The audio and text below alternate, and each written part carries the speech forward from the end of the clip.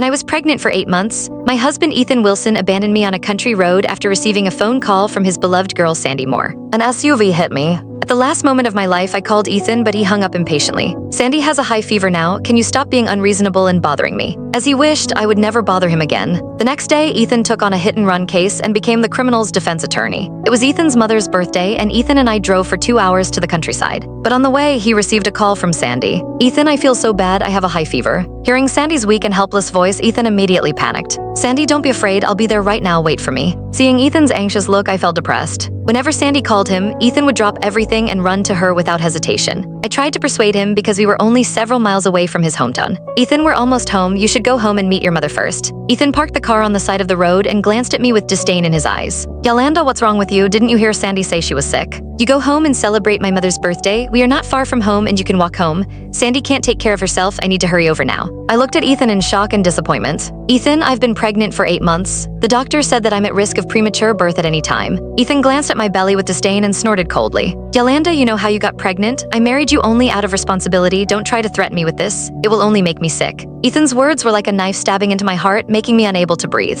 I had always known that Ethan married me just for the baby in my belly. In his eyes, I was just a woman who would do anything to marry him. But that night, it was he who took the initiative. But in the end, he said I did that shamelessly to marry him. In the end, Ethan kicked me out of the car. Before he left, I heard him calling Sandy and comforting her softly. "Sandy, I'll be there soon. Wait for me." My fetus had always been unstable. The doctor said that I should rest in bed as much as possible. Ethan was a very filial man, and his mother Jenny liked me very much. So today he asked me for the first time to go to his hometown with him to celebrate Jenny's birthday. I walked alone on the country road and felt my stomach gradually tightening. The strong feeling of pressure made me feel uncomfortable. I had to take a rest from time to time. The sky gradually darkened and began to rain. Suddenly, a dazzling light shone in front of me and I could hardly open my eyes. I saw an SUV speeding towards me. I tried to dodge it, but I was hit by the car and flew away. The moment I felt my internal organs shattered and great pain over my body. I subconsciously reached for my belly and there was the blood mixed with the rain. My phone fell out of my bag. I looked at the dimly lit screen and pressed the shortcut key with trembling hands, calling the emergency contact. The phone rang for a long time before Ethan answered it. "Sandy has a high fever now and I'm about to take her to the hospital.